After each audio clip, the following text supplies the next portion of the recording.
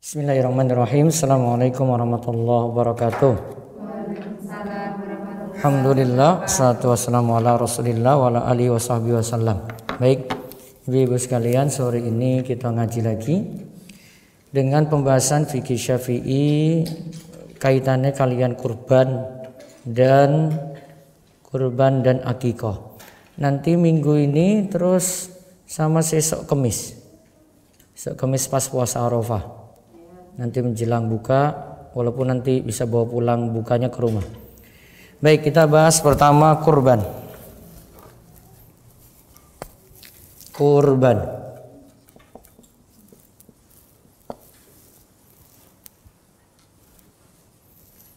Dalam bahasa Arab disebut al-udhiyah. Al-udhiyatu.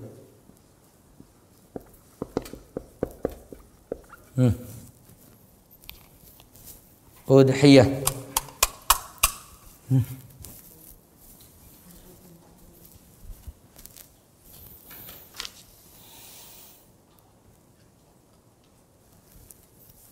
Ini asalnya dari kata duha.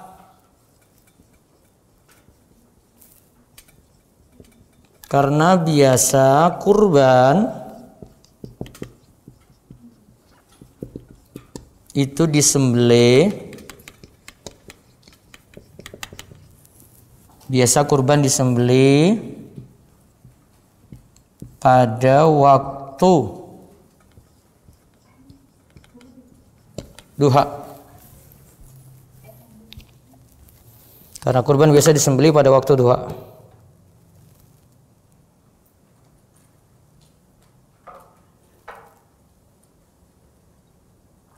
Makanya kita sebut dengan Idul Adha atau Idul Duhoyah. Sekarang ini secara bahasa ya. Sekarang secara istilah.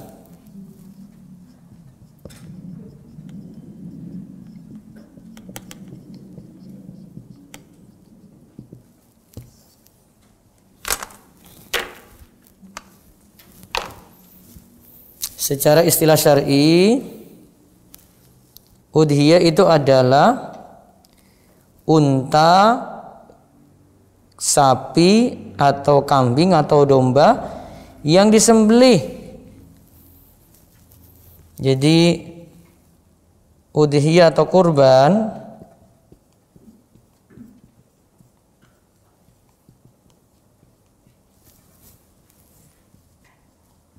adalah unta, apa lagi? Sapi, kambing, domba.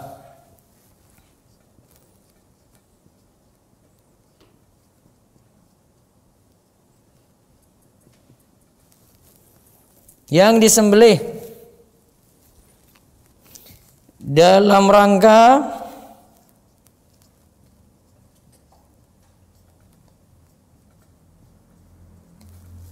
saya pindah ke atas ya.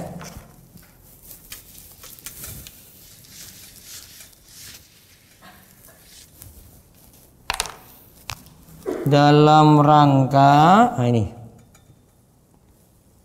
mendekatkan diri kepada Allah. Dalam rangka mendekatkan diri kepada Allah pada hari Idul Adha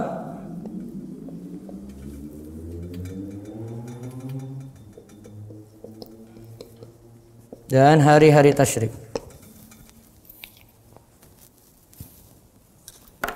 Pada hari Idul Adha dan hari-hari tasyrik.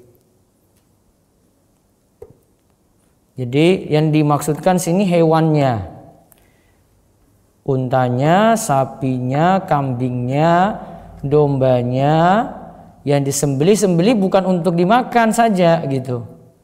Namun niatkan ibadah, mendekatkan diri pada Allah. Dilakukan pada hari apa? Idul Adha dan hari-hari tasyrik yang 3. Berarti totalnya nanti 4 hari.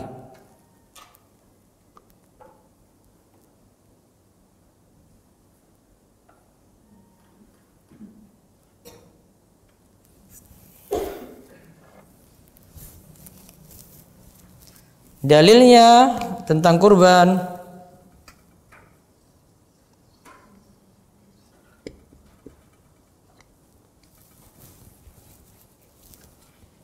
Fasolli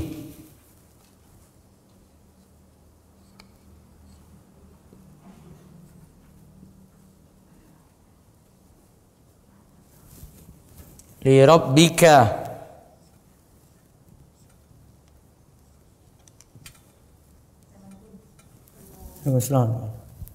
fasolli li rabbika wanhar. Surat apa? Surat apa? Al-Kautsar. Ayat nomor pinten? Kalih. Lihat, fasolli li rabbika wanhar, berarti sholat dulu, sholatlah pada Rabbmu, berarti sholatlah Idul Adha dulu. Setelah itu sembelilah kurban.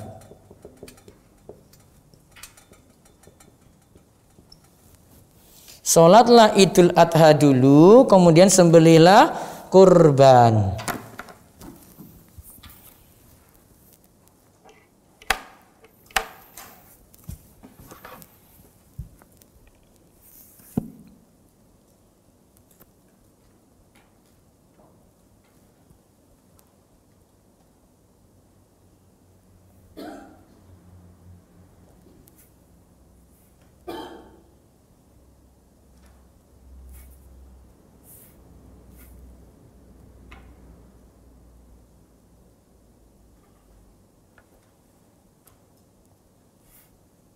Sudah?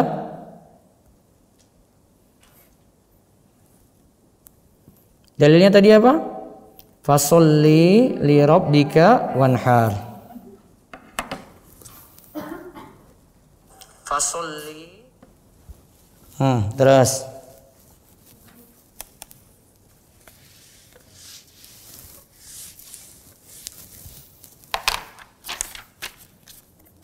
Hukum kurban sekarang.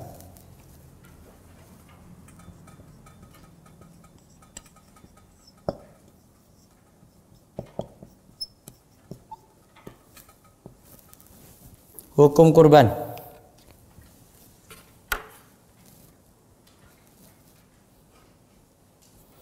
Asalnya kurban itu hukumnya sunnah muakkad.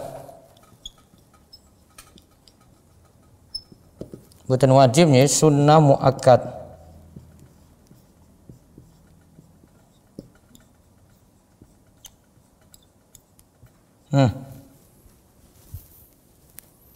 Sunnah muakkad.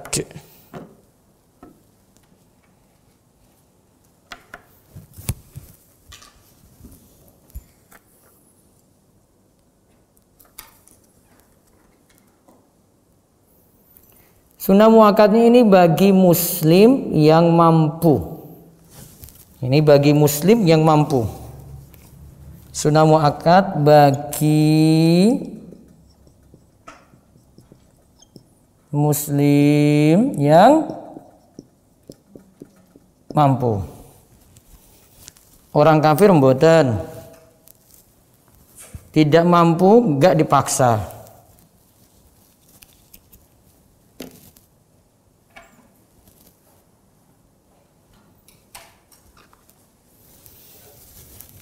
Nah, terus ulama Syafi'iyah juga katakan gini.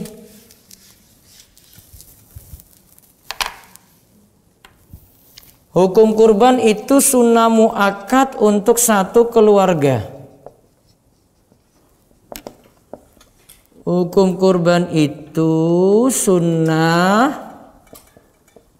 muakkad untuk satu keluarga.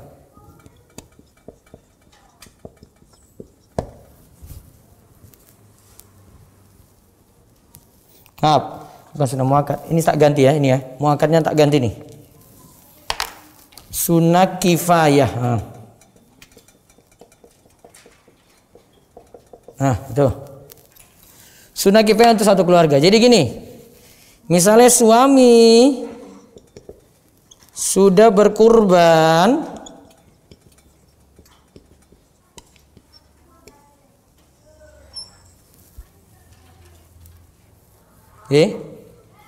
suami sudah berkurban, maka yang lain ini, yang lain dalam rumah sudah tercukupi.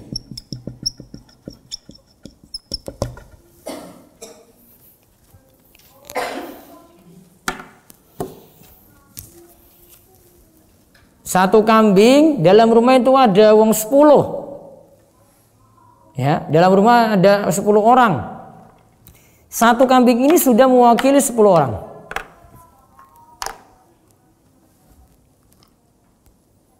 Tapi kalau gimana jadi 2 kambing? Boleh enggak? 3 kambing? Boleh. 1 saja boleh, masa 2 enggak boleh? Bojone dhewe. Terus istrinya, anaknya wis kerja 3. Terus anaknya isih wis balik duwe tabungan 2 juta, dapat kambing wedok sing tok kurban, dapat tuh 4 ekor, 1 rumah, boleh. Namun kalau cuma 1 suami saja yang kurban, 1 rumah itu sudah dapat ganjaran.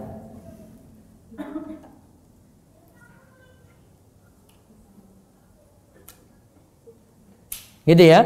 Walaupun nanti ini 1 orang jadi syiar untuk 1 rumah. Kemudian kurban bisa jadi wajib jika, kalau tadi kan sunnah, ini kita bahas sunnah kan, sunnah muakkad. Sekarang kurban,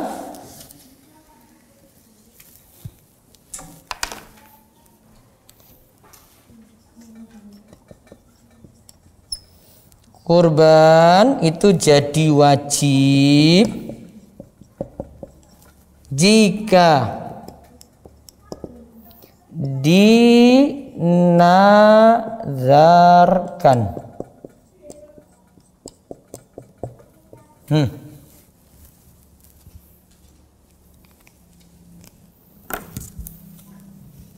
Jika dinazarkan. Bapaknya sembuh, beroperasi, sesuk pas Idul Adha kula ajeng korban. Demi Allah saya nanti sumpah, saya mau nazar, mau berkurban nanti. Sah itu. Namun jadi yang sebelumnya sunnah berubah jadi hukum apa? Wajib.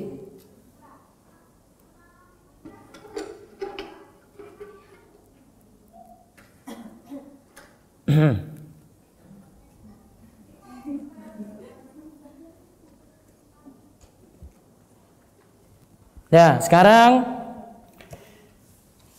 yang diperintah atau syarat istaratus menyukallaf bil udhiyah, salah satu syurut ya. Orang yang disunahkan untuk berkurban. Ini sampun nggih. Niki. Orang yang disunahkan untuk berkurban.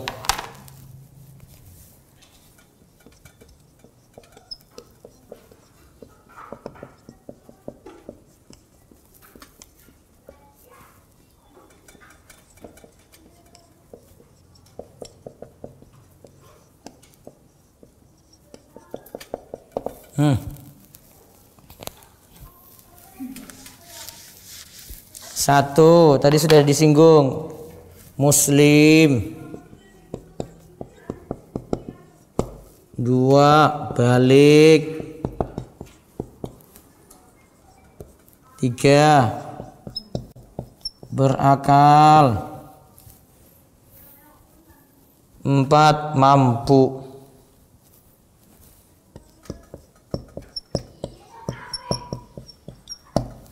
Siapa saja yang mampu hendaklah berkurban.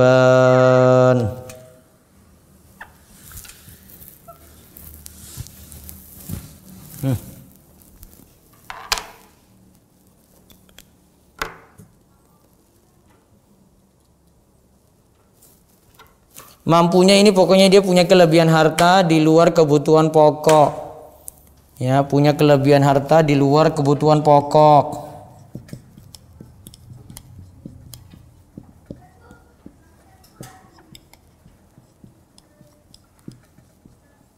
Jadi kebutuhan pokok dipenuhi dulu.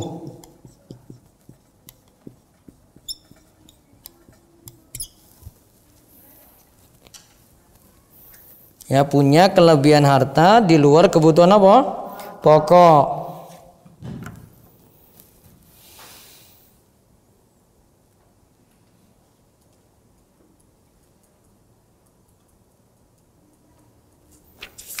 Nah, sekarang hewan kurban ya.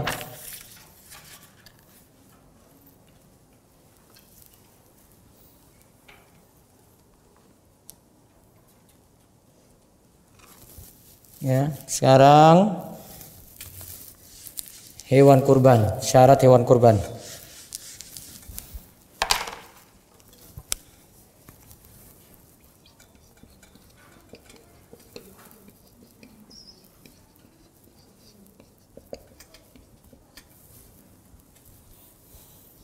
Harus dari bahimatul an'am.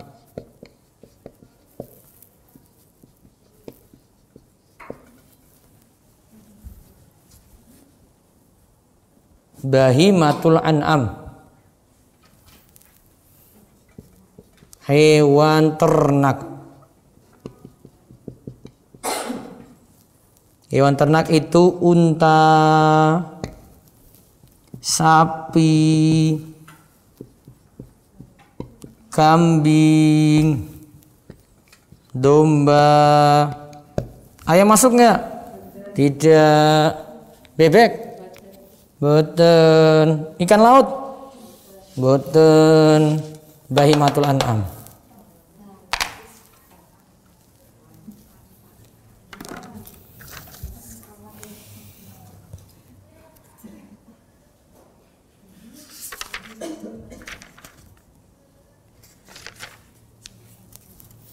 Nomor satu dulu, ini nomor satu.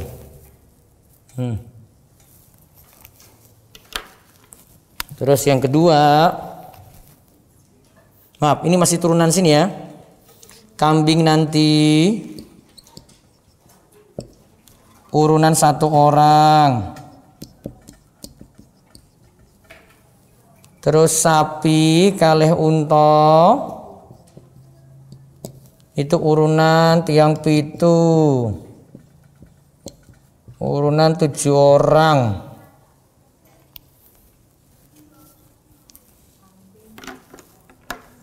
Kambing 1.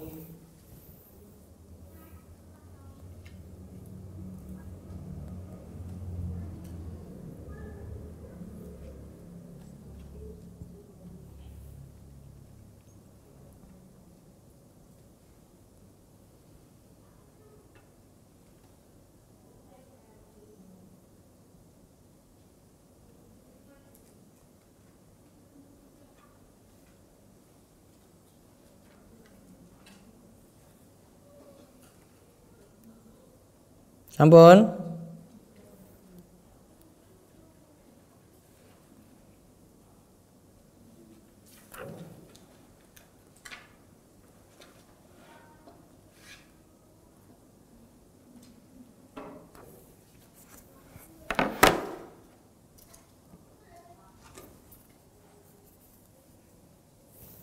Sudah. Terus sekarang umurnya.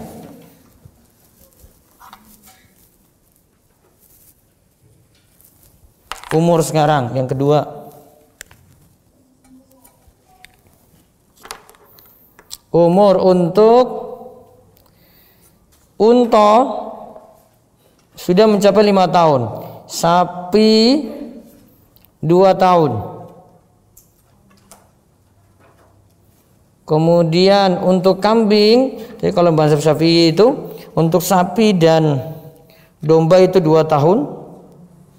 Terus 1 tahun untuk domba. Nah, tapi pendapat yang kuat ya saya sebut. Unta minimal 5 tahun, sudah masuk 5 tahun. Sapi 2 tahun.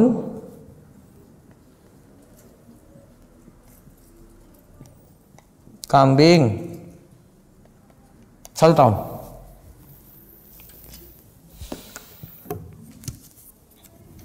Kambing 1 tahun.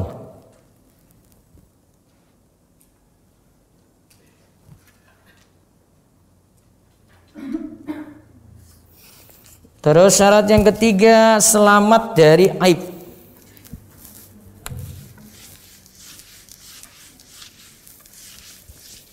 Yang ketiga itu selamat dari aib atau cacat. Karena ini kan mau dipersembahkan untuk Allah. Namanya persembahan itu harus sempurna. Gak boleh ada cacat maksudnya. Yang tidak boleh selamat dari aib ya, cacat yang tidak boleh ada.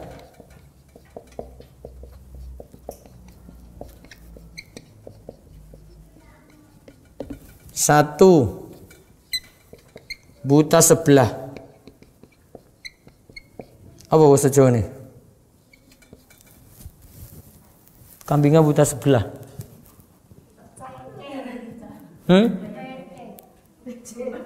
Buta loh.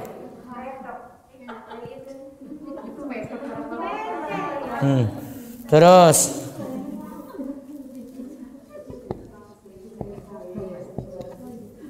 pincang. Apa bahasanya?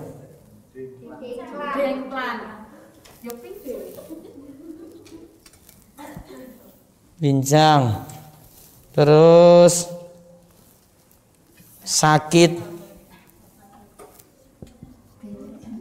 Sanglir masih boleh. Terus pincang, terus kurus.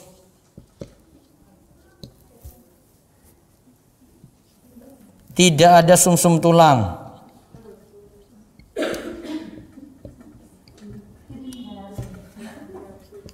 Apa bahasanya? Sumsum tulang apa bahasanya?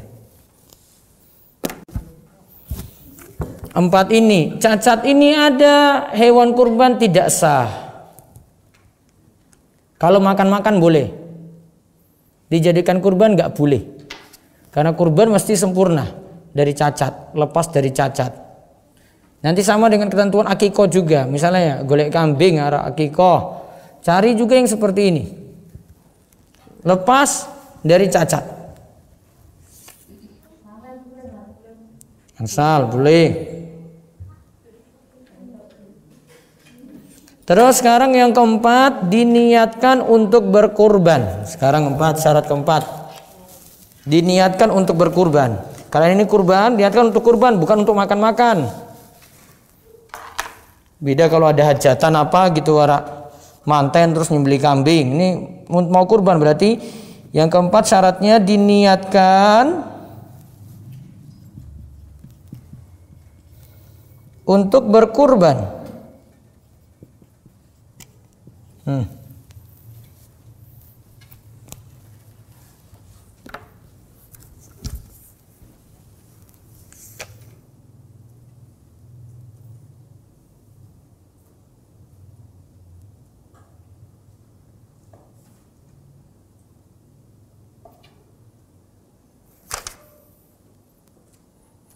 Nah, sekarang waktu dan tempat berkurban. Waktu dan tempat berkurban. Sampun ini. Ya.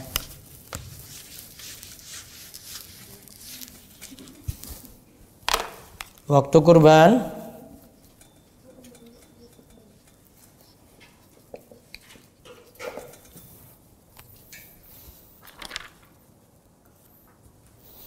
Waktu kurban itu mulai dari terbitnya matahari pada hari Idul Adha kemudian melewati dulu sampai matahari terbit, terus lakukan sholat id 2 rakaat, khutbah sekadar khutbah dapat, baru kemudian sembelih kurban. Jadi gini,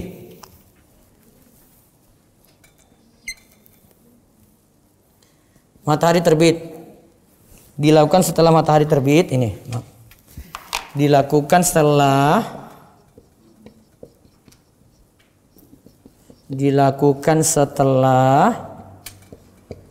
matahari terbit, lalu setinggi tombak.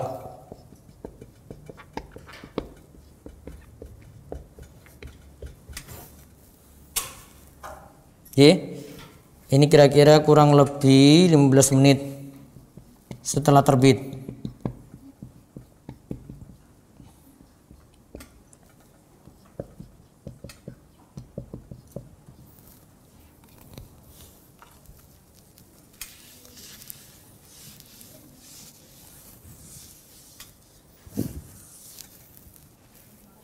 Terus lakukan sholat 2 rakaat plus khutbah. Kita lagi bahas kadarnya ya, jadi lamanya itu berapa menit. Lakukan sholat 2 rakaat dan khutbah ringan.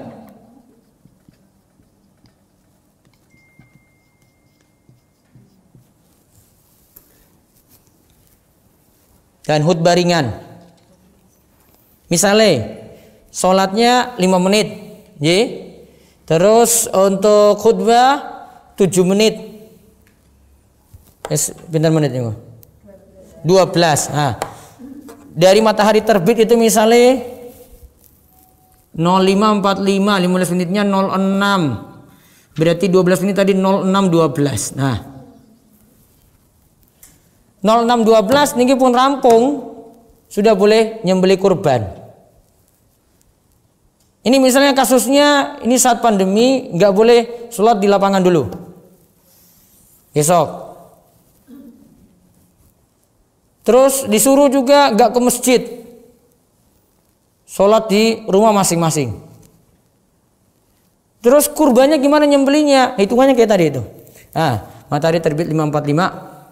Jam 6 itu sholat duha, ya dah 6.12 rampung. Nah setelah itu baru waktu nyembelih kurban.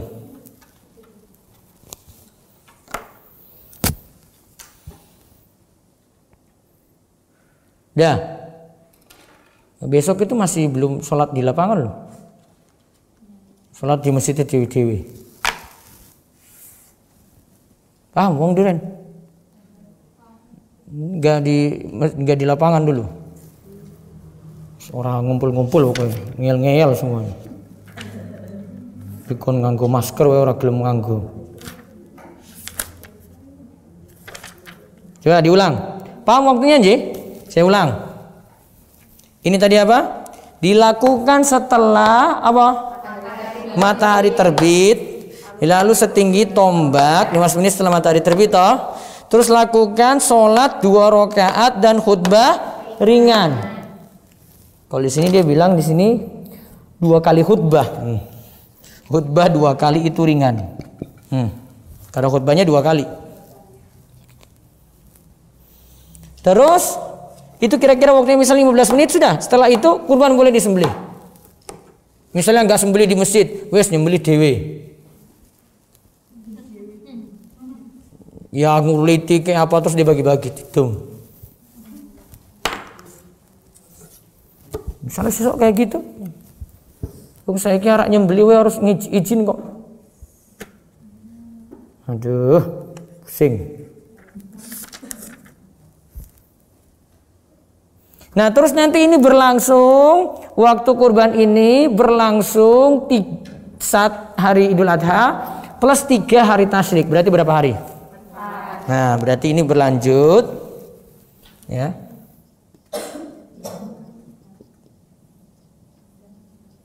Ini berlanjut hingga hari tasyrik.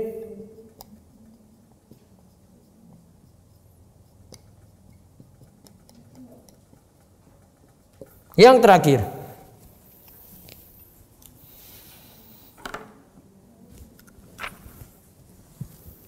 berlanjut hingga hari tasyrik yang terakhir.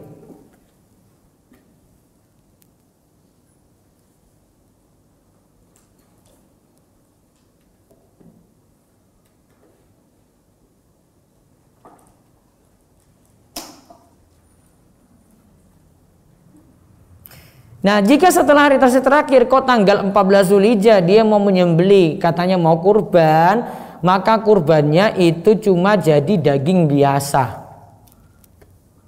Karena sudah keluar dari waktu. Waktunya sudah ada ini. Siapa yang nyembelih kurban sebelum waktunya atau setelah waktunya rampung, maka dagingnya dianggap jadi daging biasa. Nabi SAW pernah lihat ada sahabat itu yang pagi-pagi sebelum angkat sholat id, wes ora sabar, disembelihlah kambingnya. Dia lapor ke Rasul lagi, Rasul saya maaf tadi itu kurban saya pakai untuk sarapan. Kemudian Rasulullah SAW bilang, syatuka syatul lahmin, kambingmu itu hanya jadi kambing biasa, bukan jadi kambing apa? Kurban. Cuma statusnya kambing apa? Biasa. Nah, sekarang tempat berkurban, yaitu di tempat tinggalnya. Sekarang tempat berkurban.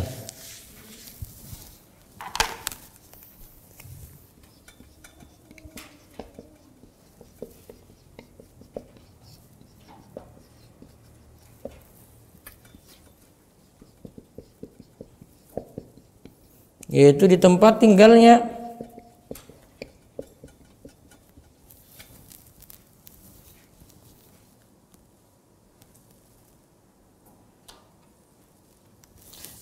Dan boleh kurban disalurkan keluar daerahnya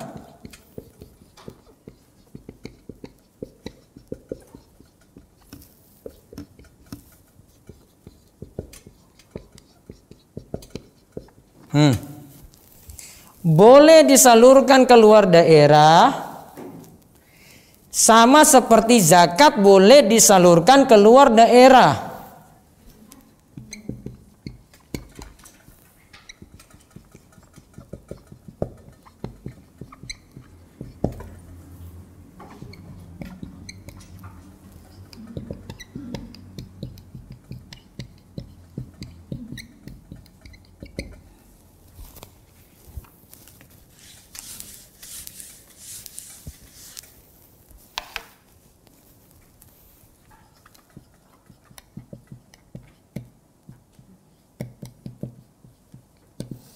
Jika memang kurbannya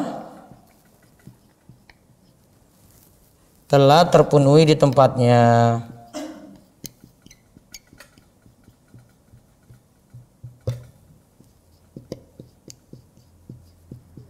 Artinya wes cukup. Apalagi sekarang itu kalau pas pandemi kayak gini, kurban itu nggak boleh banyak-banyak di satu tempat.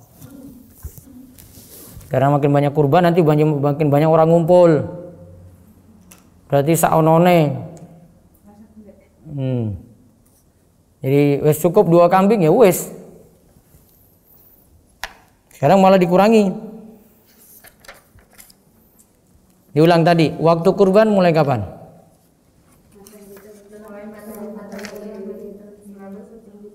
Matahari terbit, terus tunggu sampai setinggi tombak. Setinggi tombak itu berapa menit? 15 menit setelah matahari terbit. Setelah itu baru lakukan sholat 2 rakaat, khutbah 2 kali ringan. Setelah itu baru kurban dilaksanakan. Berakhir sampai kapan? Hingga hari tasyrik yang terakhir. Berarti 4 hari, tanggal 10, 11, 12, 13. Terus tempat kurban di mana? Tempat tinggalnya. Asalnya situ dulu. Namun kalau sudah terpenuhi, boleh disalurkan ke tempat lain yang butuh, sama seperti zakat. Misalnya sini kabeh sugih, maka zakat tidak disalurkan di situ, ditransfer ke tempat luar, daerah lain. Sebagaimana zakat bisa disalurkan tempat lain, kurban pun boleh disalurkan ke tempat lain seperti itu. Kemudian sekarang setelah kurbannya itu disembelih,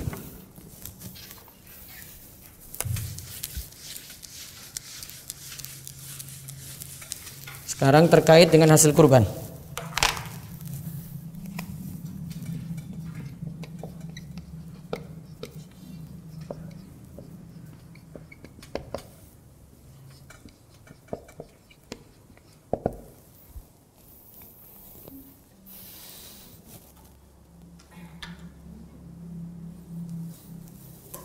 Satu, untuk kurban sunnah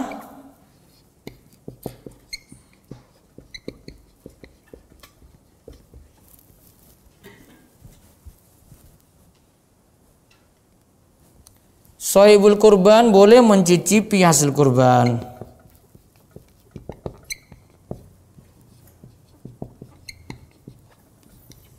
Shahibul kurban boleh mencicipi hasil kurban.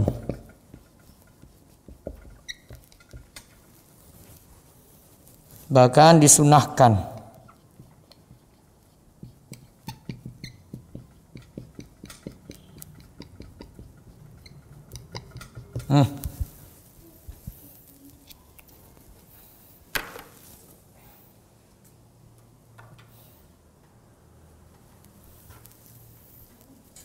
Hasil lainnya boleh disedekahkan, boleh dijadikan lainnya, boleh dijadikan hadiah. Hasil lainnya disedekahkan, sedekahkan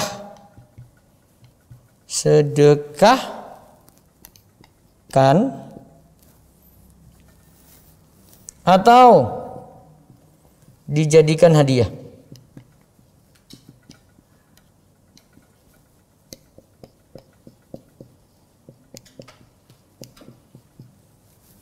Ingat ya, tadi kurban apa ini? Sunnah. Kalau kurban wajib nggak boleh.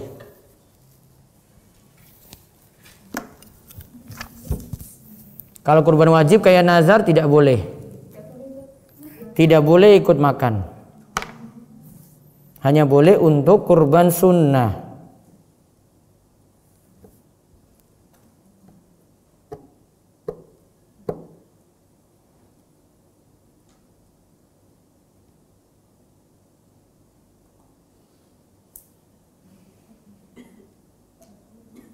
Nah, terus yang ketiga terkait dengan hasil kurban lagi.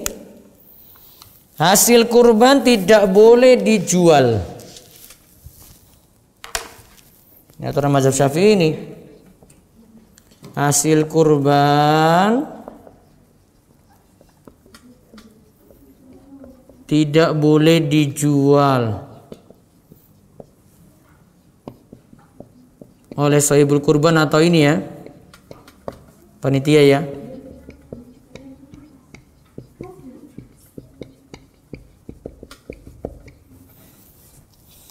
Oleh shahibul kurban atau panitia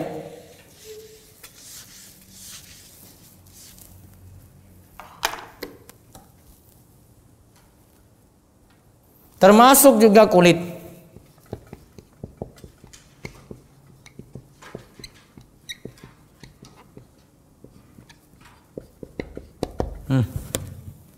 Termasuk juga kulit.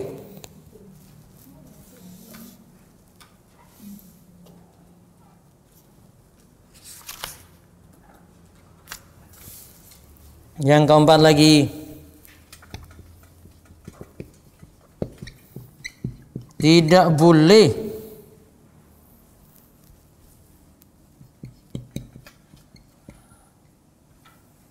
menjadikan upah tukang jagal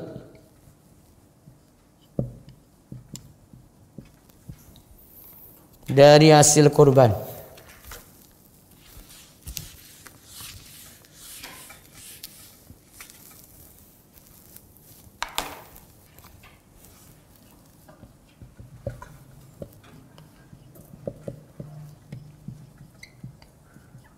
Baiknya ada upah tersendiri.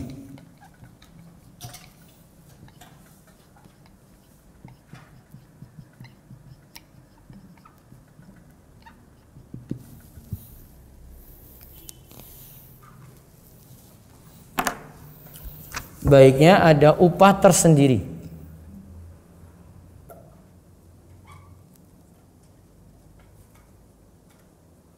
Pon? Jadi kalau mau kulit tadi, kulit serahkan langsung ke fakir miskin. Terus kalau upah kasih upah tersendiri. Jangan jadikan ini. Iki wis tukang jagal sudah kerja, Pak ini kepala bawa pulang saja. Itu upah Bapak. Oh enggak boleh. Upah tidak boleh diambil dari hasil kurban. Namun kalau sudah diupahi, ini Pak. Untuk hari ini 300.000. Terus sama ini jatah untuk panjenengan sama dengan yang lainnya. Nah seperti itu boleh dia manfaatkan.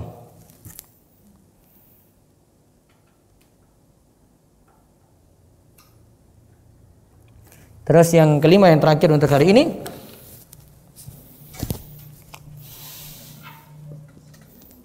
kulit kurban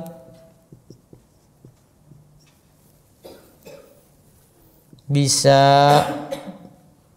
dimanfaatkan untuk, sini dikatakan sini untuk dipakai sepatu, sendal, wadah dan seterusnya. Untuk sepatu, sandal, wadah, apalagi dompet, tas dan lain-lain. Itu masih boleh. Yang nggak boleh dijual. Nah ini misalnya saya ukuran dapat jatah kulit tak ambil kulit. Langsung dia bawa ke pabrik yang biasanya beresin kulit tadi. Kulitnya harus diambil, bawa ke tukang gawe tas.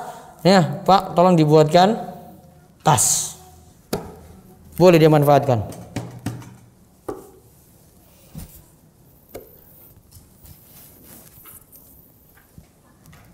Sini ada yang nanya, bagaimana kalau panitia menjual kulitnya dibuat kas masjid? Tidak boleh. Nah, namun tadi ya, namun kalau kurbannya itu wajib, tidak boleh dimanfaatin kayak gitu. Semuanya disedekahkan. Ini untuk kurban yang hukumnya apa? Sunnah. Kalau kurbannya wajib tidak boleh dimanfaatkan. Jadi tidak diambil kulitnya, tidak diambil apa-apa. Pokoknya salurkan. Misalnya dia mau nazar kayak tadi saya sebut, itu jadi wajib. Maka tidak boleh dia manfaatkan dari hasil kurban.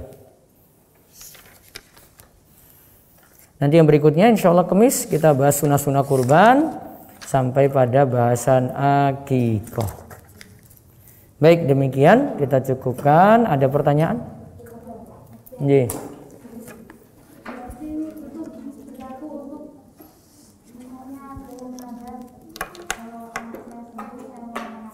Iya, jadi kurbannya wajib, nggak boleh manfaatin sama sekali. Disedekahkan kabeh pokoknya. Dagingnya, kulitnya, jeroannya, kepalanya, semuanya disedekahkan. Muslim ora sholat, ora ditompo. Namun dagingnya boleh dimakan kalau disembelih baca bismillah. Cuma dia tidak dapat pahala sampai mau sholat.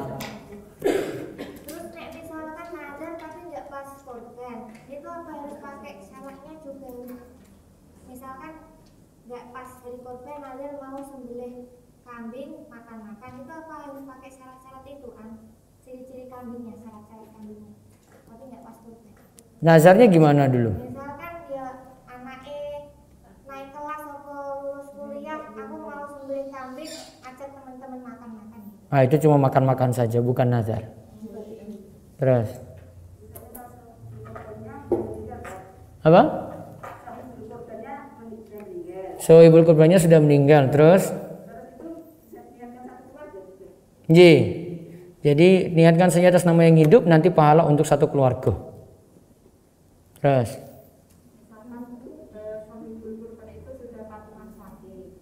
sahibul kurban itu sudah ikut patungan sapi, terus kurban lagi kambing, terus ya ora apa-apa. Itu cuma yang sahibul kurbannya tadi. Anggota keluarga enggak. Terus misal ada satu keluarga yang tidak makan daging kambing atau daging sapi. Terus jaluk Kemudian dagingnya itu ditukar dengan misalnya warung ada jual tahu tempe, kemudian dagingnya dikasihkan ke warung itu boleh nggak diganti telur, misalnya telur tahu tempe itu sudah dibagi Pak, Sudah hak milik. oh, sudah hak milik toh, buatan apa-apa.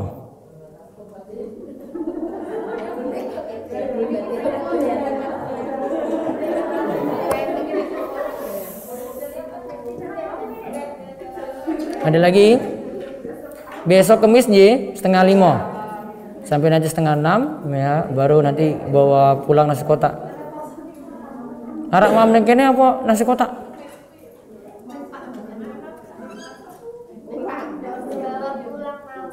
Bawa pulang mawon. Iya. Baik, cukup. Kita cukupkan, mungkin-mungkin penuh manfaat. Kita tutup, kalian doa kafaratul majlis. Subhanakallahumma bihamdika asyhadu an la ilaha illa anta astaghfiruka wa atubu ilaik. Assalamualaikum warahmatullahi wabarakatuh.